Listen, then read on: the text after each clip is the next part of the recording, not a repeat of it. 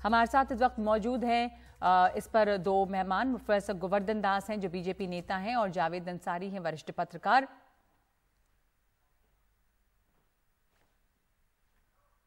हमारे साथ दोनों मेहमान जुड़े हुए हैं। जावेद, ये जो बीबीसी में इस पर सर्वे किया गया था और अब आप देख रहे हैं कि सेंटर फॉर पॉलिसी रिसर्च में भी सर्वे हुआ है एक इनकम टैक्स के जरिए, तो इसमें सेंटर फॉर पॉलिसी रिसर्च में भी एफआरसीए का लाइसेंस निलंबित कर दिया गया है, यानी कि कोई भी वो जो विदेशी अनुदान है, फॉरेन ग्रांट है, वो नहीं ले सकते हैं। तो चाहे वो सेंटर फॉर पॉलिसी रिसर्च हो, चाहे वो बीबीसी हो, क्या आपको लगता है कि इस तरह के जो सर्वेज एक के बाद एक किए जा रहे हैं उनसे इनके कामकाज में बाधा पड़ती है, इनके काम करने की आज़ादी में, या ये ज़रूरी है कि इस तरह की जो भी फाइनेंशियल इरेगुलरिटीज़ हैं वो आए सतह पर और उन पर कार्रवाई तो होनी ही चाहिए? देखिए, कानून के ऊपर तो कोई भी नहीं है। चाहे जो भी संस्था भारत में काम कर रही है, जैसे भारतीय कंपनियां और विदेशों में काम करती हैं, तो वहाँ के उन मुल्कों के कानून और कायदों का पालन करना पड़ता है। वैसे ही जो भी विदेशी संस्था भारत में काम कर रही है, उनको यहाँ के नियमों का पालन करना पड़ेगा, उससे परे कोई नहीं है। लेकिन क्या वजह है कि ये जैसे खास तौर पे बीबीसी की बात करें तो बीबीसी ने एक स्टोरी की जिसपे एक विवाद हुआ और उसके ही चंद हफ्तों बाद ये उन पे इनकम टैक्स का सर्वे हो जाता है। तो ये देखिए, इट्स नॉट जस्ट इनफ कि आप सही काम करें, आपको दिखना भी चाहिए कि आप सही काम करें। और जो पब्लिक में इंप्रेशन है वो यही है कि अगर आप आलोचना करेंगे तो फिर आप तैयार रहिए कि आपकी बाहें ऐंठी जाएंगी। जी गोवर्धन दास, ये संकेत बहुत साफ है अब कि अगर आप किसी भी तरह की आलोचना करते हैं सरकार की तो तैयार रहें कि रेड होगा आपके ऊपर या तमाम तरह के कानूनी दांव पेच में आप घिरेंगे, जैसा कि इस मामले में भी देखा गया है। तो ये एक पब्लिक इमेज, ये एक धारणा बन रही है।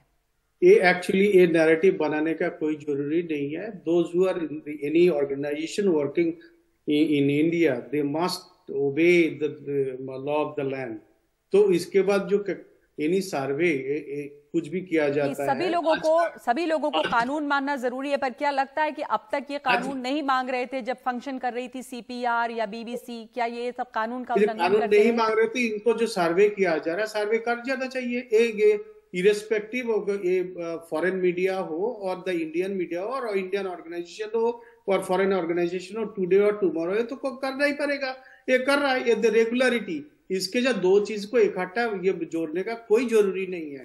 तो ये दो certain media, of course, like BBC is a very biased media. In fact, if I can quote the Lord Ranger, what he is saying is, if Pakistani origin staffs are behind this nonsense, what the BBC is doing the nonsense, so basically India में बैठ के ये nonsense करे जाएगा और उसके against में क्या कहता है वो नॉनसेंस। आप किस चीज को एक सेकंड प्रोफेसर गोवर्धन दास, आप किस चीज को नॉनसेंस बोल रहे हैं? जी जावेद, जी नगमा, ये गोवर्धन दास जी बीबीसी को नॉनसेंस और बायस्ड ऑर्गेनाइजेशन बता रहे हैं और माननीय प्रधानमंत्री जी ने ही बीबीसी का उदाहरण दिया था और उसकी सराहना की थी और शाबाशी दी थी कि ये तो बहुत अच्छा काम करते हैं। अगर खबर किसी के पास नहीं होती है तो खबर की अगर तस्दीक करनी हो तो हर आदमी बीबीसी के बारे में जानना चाहते हैं। तो या तो प्रधानमंत्री जी गुमराह हो गए थे या ये गोवर्धन जी ये अपने प्रधानमंत्री से गोवर्धन दास जी, 1 मिनट के लिए आपको रोक रही हूँ, वापस आऊंगी मैं आपके पास जवाब के लिए। हमारे साथ मेरी सहयोगी कादम्बिनी शर्मा जुड़ी हैं, उनके पास इस मामले से जुड़ी ताजा जानकारी है। कादम्बिनी, ये मामला उठाया है ब्रिटिश फॉरेन सेक्रेटरी ने, एमईए का जवाब भी आया है, आपसे जानना चाहेंगे क्या हुआ है इसमें? और देखिए नगमा, सबसे पहले तो साफ कर दूं कि एमईए का जवाब नहीं आया है। सूत्रों से हमें जो जानकारी मिली है उसमें ये सामने आया है कि जेम्स क्लेवर्ली, जो कि विदेश मंत्री हैं यूके के, उन्होंने जो द्विपक्षीय वार्ता आज हुई है विदेश मंत्री एस जयशंकर के साथ, उसमें उन्होंने बीबीसी पर जो सर्वे हुआ है उसका मामला उठाया है। आपको पता है कि सर्वे जो है वो दिन रात चला था और करीब 3 दिन तक होता रहा था। उसको लेकर काफी सवाल उठाए गए, विपक्ष ने भी सवाल पूछे और यहाँ तक कि जो हाउस ऑफ कॉमन्स है वहां पर भी सवाल उठे, वहां पर लंदन में। और यहाँ पर भी जब हमने जानकारी ली तो कहा गया कि इस पर कड़ी नजर रखे हुए, तो ये मामला कहीं ना कहीं उठना ही था। तो सूत्र हमें बता रहे हैं कि उन्होंने इस बारे में बात की है जयशंकर से, लेकिन उनको बहुत ही खरा जवाब दिया गया कि पूरी तरह से उनको ये बोला गया कि जो कानून है यहाँ के, जो भी संस्थाएं यहाँ पर काम करती हैं, जो भी कोई भी कंपनी हो या कोई भी और इंस्टीट्यूशन हो, जो भी जिस कंट्री में काम करता है या भारत में काम करता है, तो वहाँ के रूल्स के हिसाब से ही उसे काम करना होगा।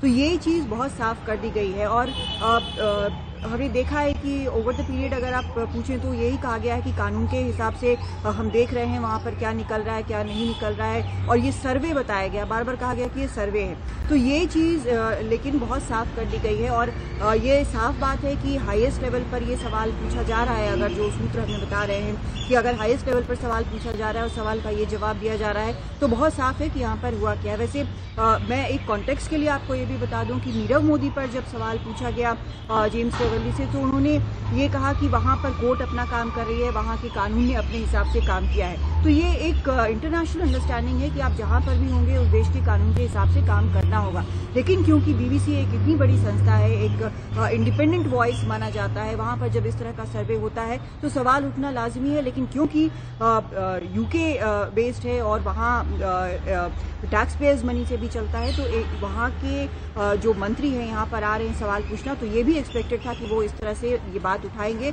और ये जवाब जो उनको मिला है वो सूत्रों ने साफ कर दिया है कि कहा गया है कि देश के कानून के हिसाब से यहाँ जो भी कंपनी आएगी उसको चलना पड़ेगा। एमईए का ये कोई फॉर्मल, कोई औपचारिक जवाब नहीं आया है, लेकिन सूत्रों के हवाले से ये खबर है कि ये एमईए के द्वारा कहा गया या जवाब उन्हें दिया गया कि जो कानून है उसे मानना होगा। धन्यवाद आपका कादम्बिनी इस बात को साफ करने के लिए। और साथ साथ जैसा कादम्बिनी बता रही है, हमने सुना ब्रिटिश फॉरेन सेक्रेटरी को भी कि वो ये बता रहे हैं कि इससे भारत और यूके के रिश्तों पे कोई असर नहीं पड़ेगा। हाँ, ये जरूर है कि उन्हें ये सवाल उठाना था, उन्होंने उठाया, लेकिन जो उन्होंने बाहर आके बात की है उसमें ये कहा है कि कैसे भारत और यूके के रिश्ते मजबूत हो रहे हैं दिनों दिन।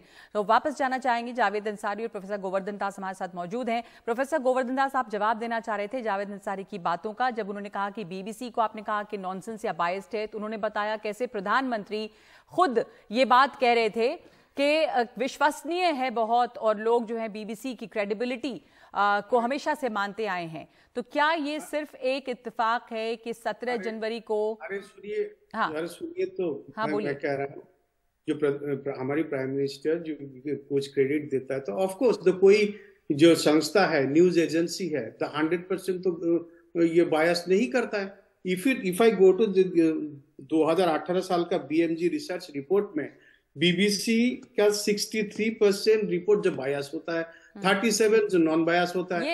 ये कहां से आया सर? परसेंटेज कहां से निकाला आपने? अरे आप देखिए 2018 का ये बीएमजी रिसर्च रिपोर्ट इंग्लैंड का संस्था का है, आप देखिएगा 68 and 37 वेरी क्लियरली लिखा हुआ है, जाके देखिएगा।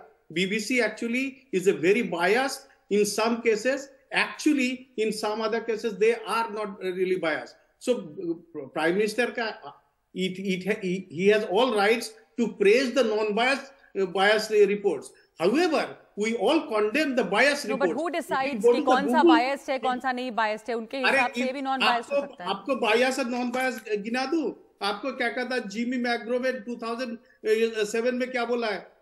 The BBC is the most racist institution in the England. Okay. 2006 में University of Leeds says the BBC institution is homophobic. The आपका bias reporting against Israeli-Palestinian conflict. The Hutton inquiry, it says the criticized for the bias. Govardhan Das ji, वो bias हो, American bias, Govardhan Das ji, मेरा सवाल कुछ और है। ये प्रो मुस्लिम बायस, आप जाएंगे तो इंटरनेट पे जाएंगे तो 100। लेकिन एक मिनट गोवर्धन दास जी, क्या आप कह रहे हैं? गोवर्धन दास जी सुन लीजिए, मैं आपसे पूछ रही हूँ। मैं 100 गिना दूंगा। थैंक यू सर, सुना मैंने। मैं पूछ रही हूँ आपसे कि क्या अगर वो बायस है, क्या इसलिए सर्वे हुआ है या कि फाइनेंशियल अनियमितताएं हैं इसलिए? मैंने पहले भी आपको क्लियर किया, फाइनेंशियल जो व्हाटएवर तो फिर यह बायस होना तो इसमें कोई उनको मानना पड़ेगा कि इसके साथ इसका कोई रिलेशन नहीं है। तो फिर वो बायस है या बायस नहीं है, ये तो गिनाने का फायदा नहीं है।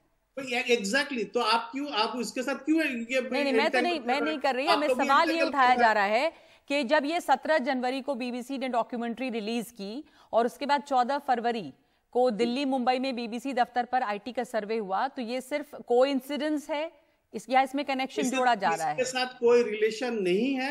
इट इज क्या कहता है, इंडिया का कोई संस्था हो, बाहर का कोई संस्था हो, आज और कल they have to do it, इनको करना ही है। It's a regular process. If they are doing something wrong, the Indian law enforcement they have to do it. इसके साथ उसका कोई रिलेशन नहीं है। ये फालतू में रिलेशन बना के फायदा क्या है? ठीक है, पर ब्रिटिश फॉरेन सेक्रेटरी यहाँ पर आके ये मुद्दा उठाते हैं, तो होना ही था, सवाल पूछना उनका काम है, उन्होंने ये मुद्दा उठाया होगा, शायद ये मुद्दा उठाया, वहां पर चिंता है कि बीबीसी के ऊपर यहाँ पर शायद इंडिपेंडेंट काम नहीं करने दिया जा रहा है। देश में पॉलिटिक्स चलाना है, उनको तो ये मुद्दा उठाना ही है। जी बिल्कुल बिल्कुल।